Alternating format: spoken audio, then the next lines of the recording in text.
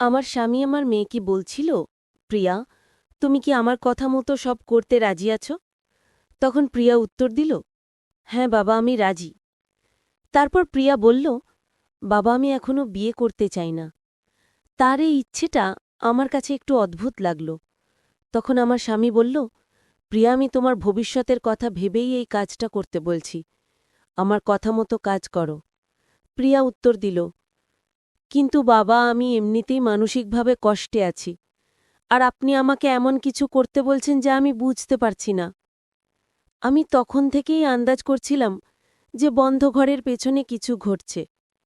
হঠাৎ আমার স্বামীর কণ্ঠ শুনতে পেলাম। সে বলছে, প্রিয়া, আমি যা বলেছি সেটা করলে তোমারও ভালো হবে।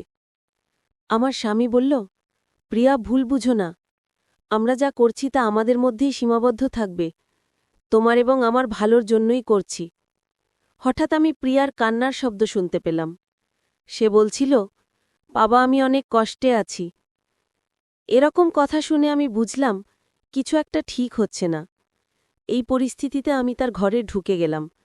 তারপর যা দেখলাম তা দেখার মোটেও প্রস্তুত ছিলাম না। আমার গল্পগুলো তোমরা শোনো, কিন্তু সাবস্ক্রাইবই করো না। দয়া করে গল্পগুলো ভালো লাগলে ভিডিওটি লাইক, শেয়ার এবং চ্যানেলটি সাবস্ক্রাইব করো প্লিজ। আমি সুমি, ১৫ বছরের বিবাহিত জীবন কাটাচ্ছি এবং আমাদের মেয়ে প্রিয়া, যার বয়স এখন ১৫ বছর, সে এখন আমাদের সাথে থাকে। ওকে দেখলে মনটা ভালো হয়ে যায়। আমার মেয়ে অনেক সুন্দর ছিল। আমরা সবসময় চাইতাম আমাদের মেয়ে ভালোভাবে বড় হোক, একটা ভালো চাকরি করুক। প্রিয়া শহরে থেকে পড়াশোনা করছিল, আর তার জন্মের পর থেকে আমার স্বামীর জীবনেও অনেক পরিবর্তন এসছে। ছোটবেলা থেকেই আমরা প্রিয়ার জন্য বড় বড় স্বপ্ন দেখতাম। ওকে ভালো শিক্ষায় শিক্ষিত করার জন্য আমরা যথাসাধ্য চেষ্টা করেছি। প্রিয়া খুবই মেধাবী ছিল। প্রিয়া ছিল একজন পরিশ্রমী মেয়ে। সবসময় পড়াশোনায় প্রথম হতো। সে শহরের একটি নামকরা স্কুলে ভর্তি হয়েছিল। আমি আর ওর বাবা ওর নিরাপত্তা নিয়ে সবসময় চিন্তিত ছিলাম, তাই প্রায়ই ওকে ফোন করে পড়াশোনার খোঁজখবর নিতাম। কিন্তু আজ বাড়িতে প্রায় ১০ মাস পর প্রিয়া বাড়িতে আসে। আমি ওকে দেখে কিছুটা অবাক হয়ে গেলাম। আগে ওকে বেশ রোগাপাতলা লাগত, কিন্তু এবার ওর শরীর কিছুটা ভরাট হয়েছে। ওকে দেখতে বেশ ভালো লাগছে। বাড়িতে এসে প্রিয়া আমাকে বলল, মা, বাবা কি অন্য শহরে কাজে ব্যস্ত? আমি ওকে জিজ্ঞেস করলাম। ওর আচরণে কিছুটা পরিবর্তন লক্ষ্য করলাম। ওর মুখের কথাগুলো আমাকে চিন্তিত করল। ওকে শান্ত করার জন্য ওর ঘরে ঢুকলাম। দেখলাম কিছুটা সময় চুপচাপ বসে আছে। আমি ভাবলাম হয়তো কোনো ছোটখাটো সমস্যা। প্রিয়া সবসময় হাসি খুশি থাকত, মজার কথা বলত, কিন্তু আজ ওর মুখে কোনো হাসি নেই। আমি চিন্তা করতে লাগলাম হয়তো পড়াশোনার চাপ বা কলেজে কিছু ঘটেছে। আগে ওর ঘর সবসময় পরিচ্ছন্ন থাকত, কিন্তু আজ ঘরটা একটু অগোছালো। আমি ওর ঘরে গিয়ে কথা বলার চেষ্টা করলাম। বললাম, তোমার বাবাকেও আসতে হবে। সবাই মিলে একটা সমাধান বের করতে হবে। প্রিয়া বিরক্ত হয়ে বলল, মা, তুমি কি শুধু প্রশ্ন করবে নাকি আমাকে একটু ফ্রেশ হতে দেবে? এই কথা বলে প্রিয়া বাথরুমে ফ্রেশ হতে গেল। আমরা তখন ওর বাবার সাথে বসেছিলাম। প্রিয়া এসে ওর বাবার দিকে তাকিয়ে শক্ত করে জড়িয়ে ধরল। অনেকদিন পর বাবাকে দেখে ওর চোখে জল চলে এলো। আমি বুঝতে পারছিলাম ও বাবাকে মিস করেছে। ওকে দেখে আমি একটু সরে গিয়ে ওদের একা থাকতে দিলাম, যেন ও মন খুলে কথা বলতে পারে। যদিও আমি ঠিক বুঝতে পারছিলাম না ওর ভেতরে কি চলছে। তারা অনেকক্ষণ এইভাবেই ছিল। প্রিয়ার আচরণে কিছুটা অস্বাভাবিকতা লক্ষ্য করলাম, যেন ও কিছু লুকোচ্ছে বা কিছু বলতে চাইছে। আমি ওকে বুঝিয়ে বললাম, যদি কোনো সমস্যা হয় তাহলে যেন নির্দ্বিধায় আমাদের সঙ্গে কথা বলে। আমার মেয়ে আর আমার স্বামী দুজনেই বাড়িতে এসেছিল, তাই আমি একটি মজার ডিনার তৈরি করলাম। ডিনার শেষে আমরা সবাই ঘুমোতে যাওয়ার প্রস্তুতি নিলাম। হঠাৎ প্রিয়া বলল, মা, আমি আজ বাবার ঘরে ঘুমাবো, তুমি আমার ঘরে ঘুমাও। ওর কথায় যে ছিল তাই আমিও বললাম, ঠিক আছে। আমি যখন প্রিয়ার ঘরে ঘুমাতে গেলাম তখন বুঝলাম সাধারণত প্রিয়া ওর বাবার সঙ্গে ঘুমাত না এবং আগে ওর বাবার সঙ্গে এত কথা বলতো না। আজ হঠাৎ করেই ওর বাবার সঙ্গে ঘনিষ্ঠ সময় কাটানোর ইচ্ছা দেখে কিছুটা অবাক হলাম।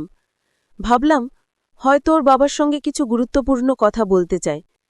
কিন্তু আমার ধারণা ছিল না যে প্রিয়া এবং তার বাবা আমার কাছে একটি বড় সত্য লুকাতে যাচ্ছে। প্রিয়া তার বাবার ঘরে গিয়ে ওকে আলিঙ্গন করল। বাবা ওর মাথায় হাত বুলিয়ে জিজ্ঞেস করলেন, কি হয়েছে প্রিয়া? হঠাৎ আমার সঙ্গে ঘুমানোর ইচ্ছা কেন? প্রিয়ার মুখে চিন্তা আর অস্থিরতা স্পষ্ট ছিল। তিনি তাকে আশ্বস্ত করলেন, যা কিছু বলার নির্ভয় বলতে পারো। পরের দিন গ্রামের একটি মেলার আয়োজন করা হয়েছিল। সন্ধ্যায় প্রিয়া ওর বাবার সঙ্গে মেলায় গেল। ও কিছুক্ষণ আমাদের প্রতিবেশী আন্টির সঙ্গে থাকার পর মেলায় চলে গেল। কিন্তু ওকে যেতে দেখে আমার স্বামী একবারও আমাকে জিজ্ঞেস করলেন না আমি ওদের সঙ্গে যাচ্ছি কিনা।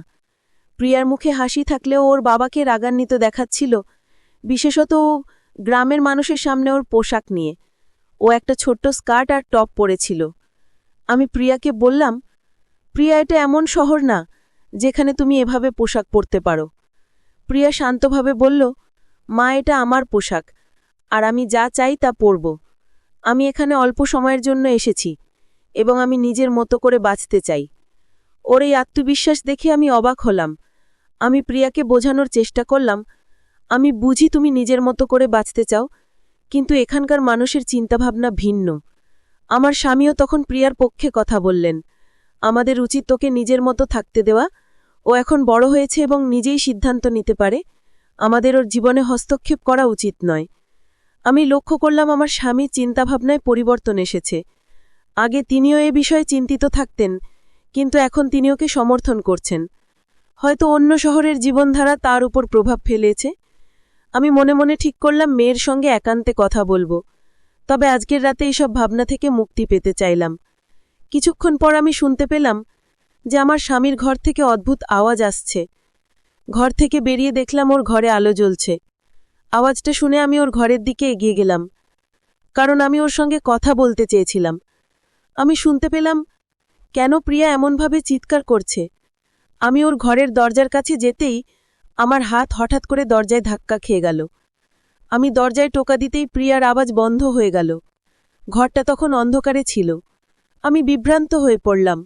মনে হচ্ছিল যেন আমি ঘুমের স্বপ্ন দেখছি, কিন্তু একই সঙ্গে বুঝতে পারছিলাম ঘরের আলো বন্ধ হয়ে গেছে।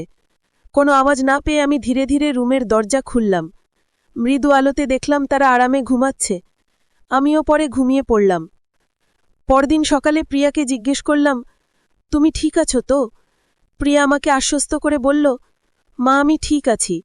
তবে রাতে যে চিৎকার শুনেছিলাম সেটা নিয়ে ও কিছু বলল না, শুধু জানালো যে খারাপ স্বপ্ন দেখেছে।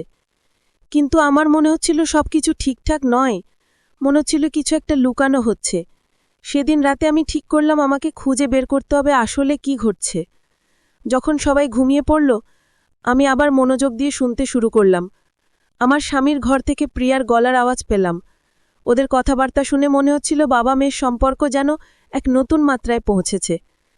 পরের দিন সকালে আমার স্বামী কাজে যাচ্ছিল বলে তাড়াতাড়ি নাস্তা তৈরি করে দিলাম। পরে দেখলাম প্রিয়া ঘরের মধ্যে হাঁটছে, কিন্তু ওর মুখটা ফ্যাকাশে। মনে হচ্ছিল ও খুব ক্লান্ত। আমি ওকে বললাম, তুমি ফ্রেশ হয়ে নাও, তারপর নাস্তা করে নিও, আজ একসাথে বাজারে যাই। কিন্তু প্রিয়া ক্লান্তিভরা কণ্ঠে বলল, মা, আজ আমি খুব ক্লান্ত, মার্কেটে যেতে পারবো না, তুমি একাই যাও। আমি বিকেল পর্যন্ত বিশ্রাম নিতে চাই। আমি বাজার থেকে ফিরে ঘরে ঢুকতে গিয়ে দরজা খুললাম, কারণ জানতাম প্রিয়া বিশ্রাম নিতে চায়। আমি মুদির ব্যাগগুলো একপাশে রাখলাম এবং রান্নাঘরে কিছু সবজি নিয়ে এলাম। রান্নাঘরের দিকে যেতেই ভেতর থেকে মৃদু একটা আওয়াজ শুনতে পেলাম। মনে করলাম প্রিয়া হয়তো ঘুম থেকে উঠে গেছে। রান্নাঘরে ঢুকে আমি যা দেখলাম তাতে চমকে উঠলাম। প্রিয়া তার হাতে ময়দা মাখছে আর তার বাবা ওর পাশে দাঁড়িয়ে আছেন, ময়দা মাখাতে সাহায্য করছেন। আমি কখনো দেখিনি ওদের দুজনের মধ্যে এমন ঘনিষ্ঠতা। দৃশ্যটা দেখে মনে হচ্ছিল যেন ওদের সম্পর্কের মধ্যে কিছু পরিবর্তন এসেছে, যা আগে কখনো ছিল না। আমি লক্ষ্য করছিলাম যে বাবা মেয়ের মধ্যে কি চলছিল। হঠাৎ দেখলাম প্রিয়ার বাবা ওকে বলছেন, দেখো, এভাবে আটা মাখতে হয়। আজ আমার স্বামী কাজে বেরিয়েছিলেন। সাধারণত তিনি কাজে গেলে কয়েকদিন পর বাড়ি ফিরতেন, কিন্তু সেদিন তিনি অপ্রত্যাশিতভাবে তাড়াতাড়ি বাড়ি ফিরে আসেন, যা আমার কাছে একটু অদ্ভুত লাগছিল। রাতে প্রিয়া সবসময় তার বাবার ঘরে ঘুমাত, আর আমি প্রিয়ার ঘরে। তার বাবার আচরণে কিছু একটা অস্বাভাবিকতা ছিল, যা আমাকে সন্দেহ করতে বাধ্য করেছিল। সেদিন রাতে আমি আবারও প্রিয়ার বাবার গলা শুনলাম, প্রিয়া, আমি আজ তোমাকে আটা মাখানো শিখিয়েছি, কিন্তু তোমার শেখার অনেক কিছু বাকি আছে। ভবিষ্যতে তোমার জন্য আরও কিছু আছে যা আমি শিখাবো। তুমি আজ রাতে প্রস্তুত থেকো। তার কথা শুনে আমি বিভ্রান্ত হয়ে পড়লাম। বুঝতে পারলাম না তিনি আসলে কি বলতে চাইছেন। প্রতিদিনের মতো প্রিয়া আবারও তার বাবার ঘরে ঘুমাতে গেল, আর আমি ওর ঘরে রইলাম। তবে সেদিন রাতে আমি ঠিক করলাম কিছু একটা খুঁজে বের করব। রাত গভীর হলে আমি ঘর থেকে বেরিয়ে ওদের ঘরের দিকে মনোযোগ দিলাম। দেখলাম ঘরের আলো জ্বলছে। আমি বাইরে দাঁড়িয়ে শুনলাম আমার শনি বলছেন, প্রিয়া, তুমি কি প্রস্তুত? প্রিয়া উত্তর দিল, পাপা, আমি এখনই বিয়ে করতে চাই না। ওর কথা শুনে আমি একটু অবাক হলাম। এরপর আমার স্বামী বললেন, তুমি যদি আমার কথা শোনো, এটা তোমার ভবিষ্যতের জন্য ভালো হবে। প্রিয়ার কাঁপা কণ্ঠে বলল, বাবা, আমি আগে থেকেই সমস্যায় আছি। আপনি আমাকে এমন কিছু করতে বলছেন যা আমি বুঝতে পারছি না। প্রিয়ার কণ্ঠ শুনে আমার ভেতরটা কেঁপে উঠল। আমার মনে হচ্ছিল কিছু একটা লুকোনো হচ্ছে। প্রিয়ার বাবার গলা শুনতে পেলাম, প্রিয়া, তুমি চিন্তা করো না, সব কিছু ঠিক হয়ে যাবে। এরপর আমি প্রিয়ার কান্নার শব্দ শুনতে পেলাম। সে বলছিল, বাবা, আমি আর থাকতে পারলাম না। দরজার কাছে গিয়ে টোকা দিলাম। দরজা খুলে যা দেখলাম তাতে আমি স্তম্ভিত হয়ে গেলাম। প্রিয়া আর তার বাবা ভেতরে ছিলেন। দৃশ্যটা অদ্ভুত ছিল। মুহূর্তেই বলতে পারলাম এখানে কিছু অস্বাভাবিক ঘটছে। আমি দ্রুত দরজা বন্ধ করে বাইরে চলে গেলাম। শ্বাস নিতে পারছিলাম না। বুঝতে পারছিলাম এটা আরেকটা দিনের মতো নয়। মনে হলে যেন পায়ের নিচ থেকে মাটি সরে গেছে। আমার মেয়ে প্রিয়া সাজগোজ করে ঠিক যেন বিয়ের কোণের মতো বসে আছে, আর আমার স্বামী তার গায়ে গয়না পরিয়ে দিচ্ছে। এ দৃশ্য দেখে আমি পুরোপুরি হতবাক হয়ে গেলাম। কিছুই বুঝতে পারছিলাম না। হঠাৎ চিৎকার করে উঠলাম, এখানে কি হচ্ছে? আমার স্বামীও আমার উপস্থিতিতে অবাক হয়ে গেল এবং বলল, সুমি, তুমি এখানে কি করছো? আমি অবিলম্বে প্রিয়ার দিকে ফিরে জিজ্ঞেস করলাম, তুমি কোণের মতো সেজেছ কেন? আমার মন রাগে ফেটে যাচ্ছিল। আমি বললাম, তোমরা সব সীমা অতিক্রম করেছ। এটা কি হচ্ছে? এমন কাজ কেন করছো? আমার চিৎকার শুনে প্রিয়া কান্নায় ভেঙে পড়ল এবং বলল, মা, তুমি কি বলছো? কেন আমাদের পবিত্র সম্পর্ককে কলঙ্কিত করছো? ওর কথা শুনে আমি কিছুক্ষণ চুপ করে গেলাম। তারপর বললাম, আমি সব শুনেছি। তুমি আর তোমার বাবার কথাবার্তা, রান্নাঘরে বিকেলে যা দেখেছি, সব কিছু জানি। আমার স্বামী তখন বললেন, সুমি, শান্ত হও। তুমি যা ভাবছ তা সত্য নয়। আমাদের মেয়েটি কঠিন সময় পার করছে, আমি শুধু ওকে সান্ত্বনা দেওয়ার চেষ্টা করছি। আমি বললাম, তুমি বলছো তুমি এমন কিছু করে ওকে সাহায্য করার চেষ্টা করছো যা একেবারেই অনুচিত? আমার স্বামী শান্ত গলায় বললেন, সুমি, তুমি যা ভাবছ তা আমরা করিনি। দেখছো, তা সবসময় সত্য নয়। পুরো সত্যটা শুনতে হলে আগে তোমার মনকে শান্ত করতে হবে। আমার ভেতরের রাগ সামলে নিয়ে আমি শুনতে লাগলাম। আমার স্বামী বললেন, আমাদের মেয়ে প্রিয়া যখন হোস্টেলে ছিল তখন তার এক ছেলের সাথে পরিচয় হয়েছিল। সেই ছেলেটি তাকে নিয়ে পালিয়ে বিয়ে করেছিল। তারা অন্য শহরে চলে গিয়েছিল এবং সেখানে স্বামী স্ত্রীর মতো থাকতে শুরু করে। কিন্তু ছেলেটি বিশ্বাসযোগ্য ছিল না। একদিন সে প্রিয়ার টাকা ও গহনা নিয়ে পালিয়ে যায়। প্রিয়া যখন বুঝতে পারে ছেলেটির আসল উদ্দেশ্য, তখন সে অনেক কষ্টে আমাদের কাছে ফিরে আসে। তার জীবনে একটা বড় ধাক্কা লেগেছিল, এমনকি সে নিজেকে শেষ করার কথাও ভেবেছিল। কয়েকদিন আগে প্রিয়া আমাকে ফোন করে সব বলেছিল। আমি তখনই তাকে শান্ত করি এবং বাড়ি ফিরে আসতে বলি। আমার স্বামী আরও বললেন, প্রিয়া যখন বাড়ি ফিরল, আমি ওকে কিছু কাজে ব্যস্ত রাখতে চেয়েছিলাম যাতে তার মন অন্যদিকে যায়। তাই ওকে ময়দা মাখানো শেখাচ্ছিলাম, সাজগোজের মাধ্যমে একটু আনন্দ দেওয়ার চেষ্টা করছিলাম। এসব ছোট ছোট কাজ ওকে ব্যস্ত রাখে, তার মনকে বিভ্রান্ত করে এবং মানসিকভাবে স্বস্তি দেয়। আমি শুধু ওকে সাহায্য করার চেষ্টা করছিলাম, কিন্তু তুমি তা ভুলভাবে বুঝেছ। আমি সব শুনে স্তব্ধ হয়ে গেলাম। বুঝতে পারলাম আমি পরিস্থিতিটাকে ভুলভাবে দেখেছিলাম। আসল উদ্দেশ্য ছিল প্রিয়ার মানসিক শক্তি ফিরিয়ে আনা, যাতে সে নিজের জীবনের নিয়ন্ত্রণ আবার নিজের হাতে নিতে পারে। এইসব শুনে আমি বুঝতে পারলাম যে প্রিয়া অনেক কষ্টের মধ্যে দিয়ে গেছে।